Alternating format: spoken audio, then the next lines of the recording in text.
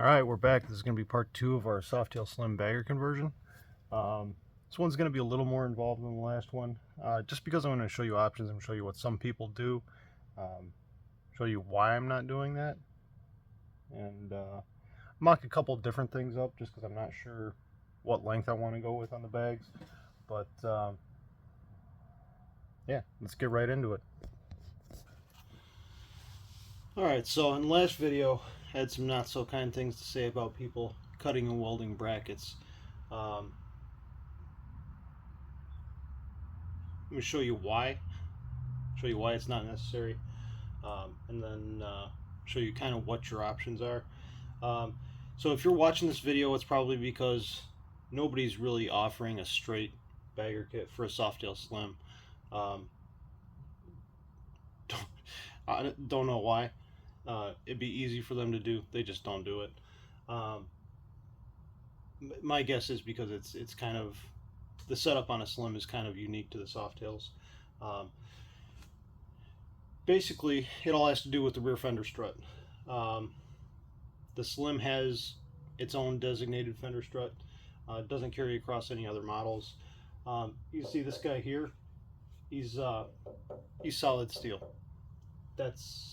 There's no cover on that. That's all you get. Part of the appeal of a Slim is a short strut, chopped fender. That's kind of where it starts out at. So the reason you see people chopping and welding brackets, let me get another bracket on the bike so I can show you.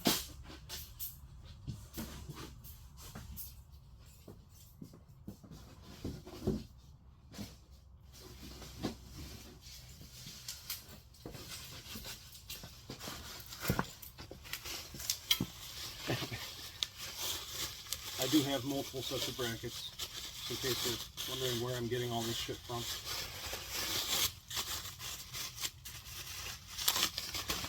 Pretty much anybody's bagger kit, they're going to send you with a bracket that looks something like this. So I've got one mocked up here on the bike already.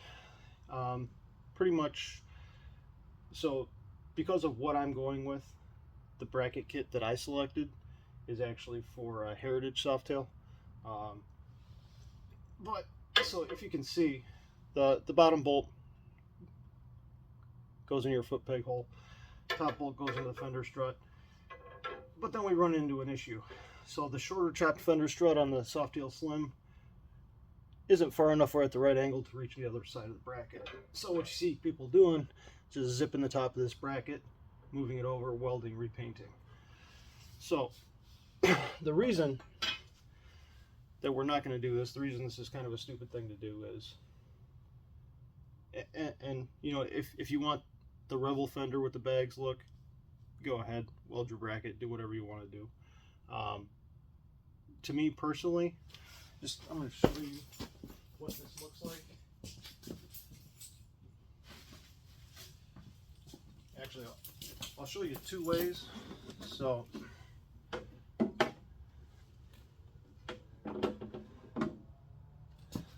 this is a standard bag.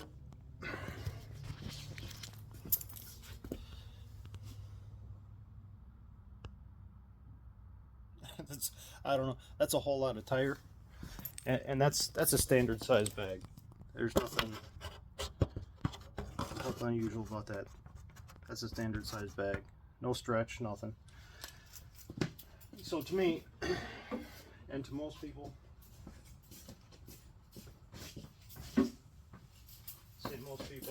I might be giving people too much credit here, but to most people, that's a whole lot of not having fender for a bagger. So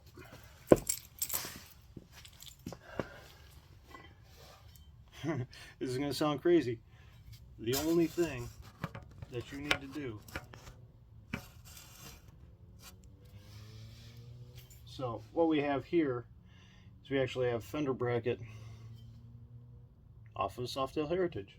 This is going to sound crazy, but this thing bolts right up to the frame. Yeah, imagine that. So what I'm going to do is I'm going to take this old fender off. I'm going to swap the new struts on, just so you can see what the lineup is. And there's different geometry on these based on which model you're going with. This is the cover for a Heritage. You can kind of see where that puts you. This is the cover for a Fat Boy. Similar, not exactly the same. Really, the difference between the Heritage and the Fat Boy, more so than the geometry. But I don't know, you see these. The Heritage turns you out basically in the same spot. The only difference is how far in they bring you for the thickness of the fender. So the Heritage really matches up with the same width tire, same width fender as we already have on the Slim. So that's what I'm going with here. You could use the Fat Boy if you were for some reason putting a fatter tire on a Softail Slim. You could use a Fat Boy. You would just need the appropriate inner fender struts for a Fat Boy. So we'll start getting this swapped over, get it mocked up, let you see what we get here. Obviously I've already taken the turn signals, the brake lights, all that stuff off, just so I could show you this mock-up. It's another one of those things. I'm not going to show you how to take the screws out. If you need instruction on how to take screws out, you probably should just hire somebody to do this for you. There's going to be a little bit of wiring changes because the brake light, tail light harness for the Slim versus a Heritage is slightly different. So you're not really going to get a factory plug to match up on that. We'll get into that later. For now, let's start mocking it up. Alright, so we got contestant number 1 mocked up and ready to look at here. I only mocked up the passenger side because I can already tell from that one. I'd like mine a little bit lower. This works perfectly fine, but this will actually highlight for you why we're doing this the way we're doing and not just chopping up the brackets that we get. Let's take a look. Alright.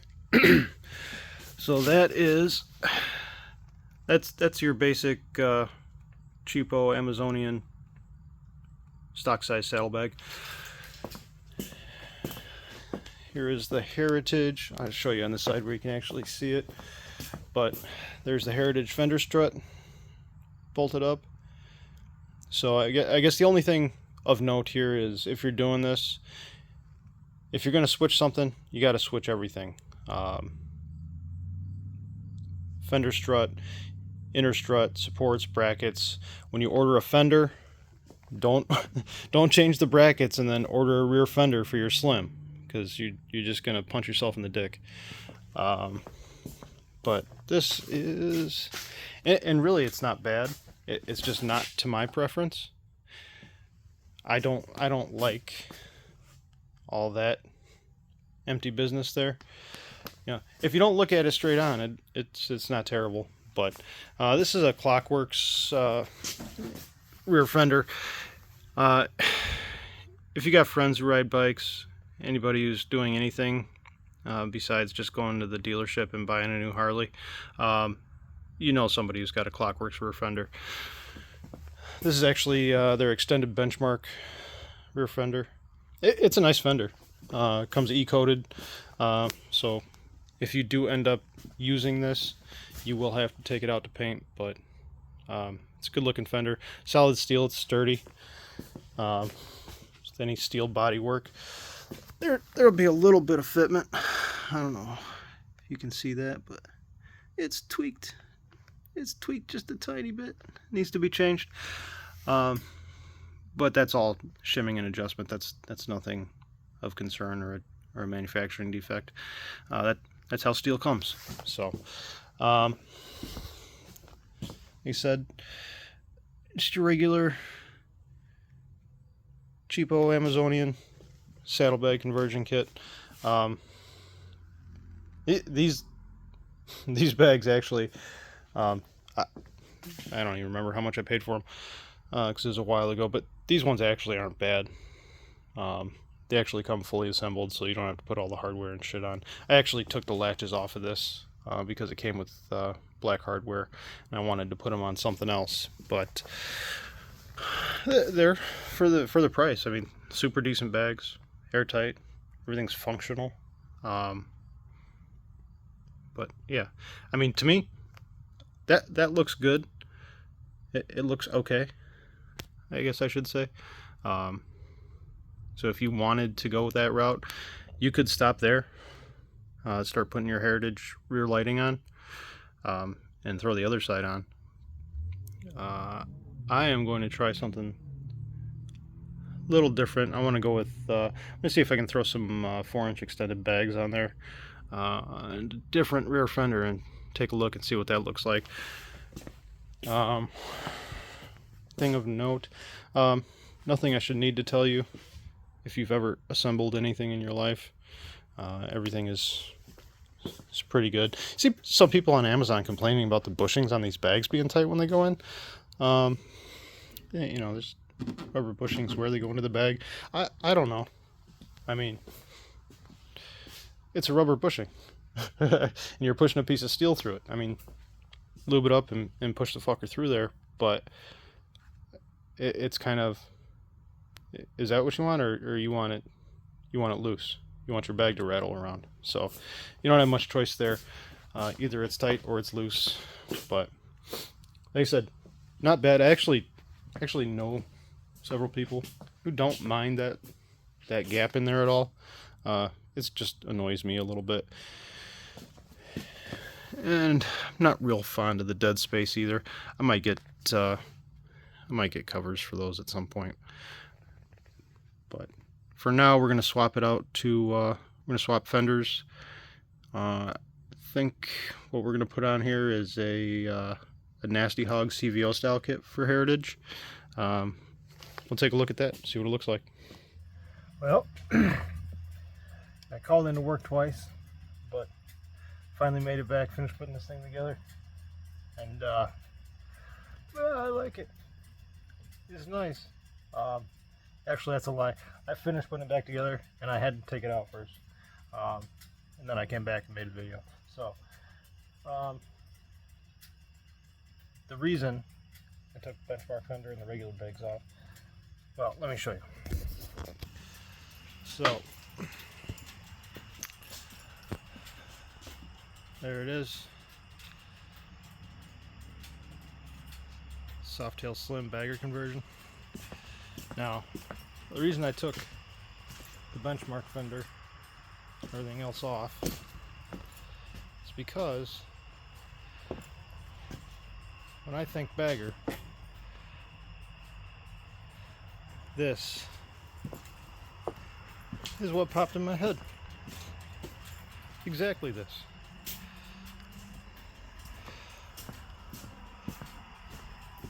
So, the only, I guess the only thing different, kind of unexpected, mainly because I wasn't paying attention, some slight modification to the underbucket of the seat to get it to fit the struts for the Softail, but see, that's tight. I might pull those. We'll see. Wintertime, I might pull those strut covers off and get those painted, but that's it. Softail Slim Bagger Conversion.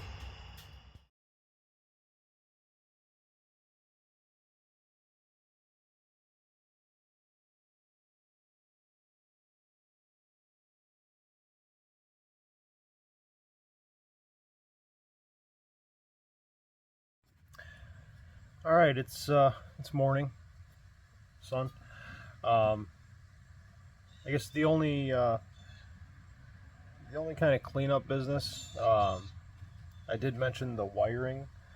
If you use anybody's Softail, Heritage, Fat Boy, whatever it is, wiring harness to extend to the rear lights, whether you're going with whether you're going back with dual lights or whether you're going back with like CVO style lights like I have here, the wiring harnesses are going to be a little bit different. All the other Softail models have a 8 or a 6 pin Molex plug. The Slim actually has 3 separate plugs. It'll have a light gray for the right, a dark gray for the left turn signal / brake light, and then a black plug for the tail light, or for the license plate light. So you have to kind of chop some stuff up and make some connections. The only it's actually pretty simple. The hardest part is figuring out what the new harness is going to.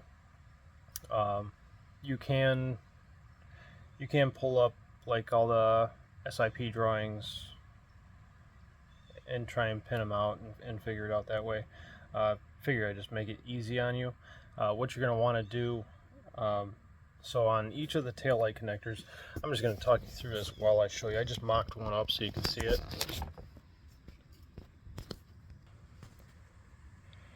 So that is, you can see from this side, these will be your 2 turn signal / brake light / running light wires. What you're going to want, I mean, what I did, just because I'd like to be able to disconnect things when I need to, I left the Dutch plugs intact, and I just cut the wiring. So, I mean, I won't be selling those turn signals on the resale market because they don't have plugs on them. But what you're going to want to do is the black here, you can see this, the blacks coming from these are the ground. The white is going to be your running light, and then the reds from the respective turn signal harnesses are going to be your turn signal / brake lights. Most of these harnesses, when you get them, they're going to have additional wires for a separate brake light. That actually ends up getting ignored.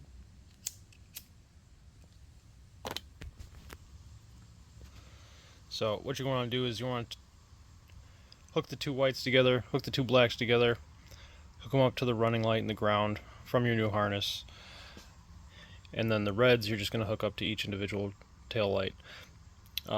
Most of these harnesses also have provisions built in them further on down the line for the actual license plate light. So like mine for the CVO style lights, my harness had actually wires down off of the left turn signal for the license plate light. So all I did is I clipped that, pulled the pins out of the Dutch plug, and then I just shrink wrapped the end of the Dutch plug so it doesn't get water in it. But see here, you're gonna end up with something like that. These are solder and seal connectors. I don't know if anybody's ever used these before. I like them. I mean, to me, it's cleaner than using a soldering iron, and then doing 2 layers of shrink wrap. It seems like you need a lot of bare wire to do it that way. These are actually nice. You slide them on with a heat gun. Just make sure your wire's overlapping. Make sure the insulation for the wire is past the color band.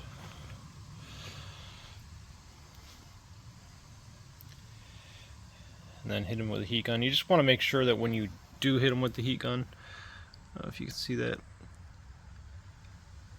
you want to make sure you heat them up enough. Those color bands will kind of stretch out. Those are actually the sealant. And then you want to make sure that you can see the solder from that middle solder ring actually run out and fill the voids. That way you got a good connection. And then just make sure you let it cool before you move it.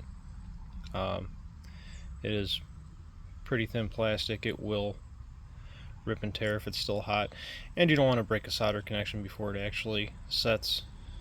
It's not going to do you any good to have a really well sealed broken connection. So that's what I ended up with.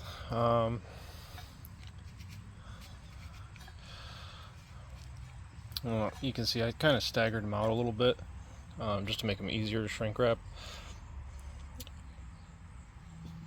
But that's the entirety of the wiring for the back. It seems, especially if you're not comfortable with electric, it could seem,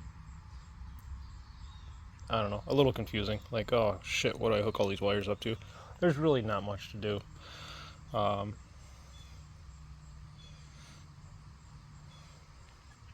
I said, most of them are going to have a designated auxiliary brake light that we just don't need, because that's all controlled from the actual switches that are built into your Slim, so you don't need that extra brake light. If you do have a designated brake light, I mean, by all means, hook that one up. But with the CVO lights, that's really all I needed, is 4 connections. So, and then I'm just going to shrink wrap this real quick and show you what that looked like. Alright, so you'll end up with something like that. And then over on this end, you'll have your factory Dutch plugs hooked into the factory harness, and then that end will continue on to whatever setup you have. Please don't use butt connectors and electrical tape. I mean, if I pull the seat off of one more bike that looks like somebody set an electrician loose on it, I'm gonna have a fucking aneurysm. You know, you should end up with something like that looks somewhat like a factory plug, that has factory connectors on either end, just so it looks like a human did it. Other things, well, there's a picture of it in the daylight. If you do go with something like an ABS rear fender, the only thing you'll find is that really a lot of these, if you have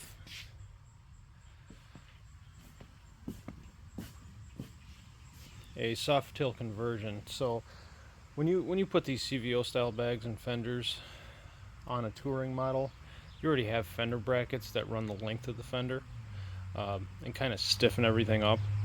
The only thing you'll have on these Softail conversion models, typically you don't really have anything to solidify, like the bottom part of the fender to the actual bag brackets or to the fender brackets. So you can't even see it here, but I don't know, maybe you can, yeah. Oh, there you can see it.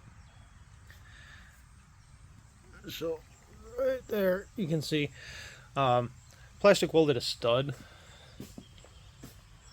on the bottom of that, and just fabricated a little bracket just to tie the bottom end of that fender into the bags. And just so everything is tied together. It just makes me nervous not having that whole bottom half tied to something, especially at like highway speeds. But that's a relatively minor thing. They actually don't recommend doing that. They don't not recommend it. They just don't recommend it. But it's just something that I felt more comfortable with. Other than that, I think everything is kind of where it goes. If you do use these ABS style rear fenders, the fenders are actually a little bit thicker than the tin fenders, so your stock seat nuts won't fit on there. The nice thing about this nasty hog fender is it actually didn't have any seat holes set up in it. It had the pill-on seat, leg jack, fender bib hole there in the center, but it didn't have the lower ones, so you're kind of free to do what you wanted with that. You can use, if you wanted to get like a Softail 2-up seat, you could do that. Just keep in mind the back end of the tank setup is slightly different, so getting those seats to actually fit on the front, like actually getting to hook into the square tube on the backbone, it is going to be a little tough. I chose not to do it. I chose to just keep my slim seat and empty out the bucket to clear the fender struts, but you can do whatever you want. I'm actually going to try, I got a Saddleman seat coming, actually for a Heritage. I'm going to see how that looks, see how setting that up goes. If I end up putting that on, I'll make another short little addition video just to show you what was needed to do that. But I'm pretty satisfied with this one the way it is. I actually like that seat, just because it's narrow and it's low. Keeps the riding position pretty much identical to what it was before, even though I've changed the struts. Anything else important? I don't think so. I think we're going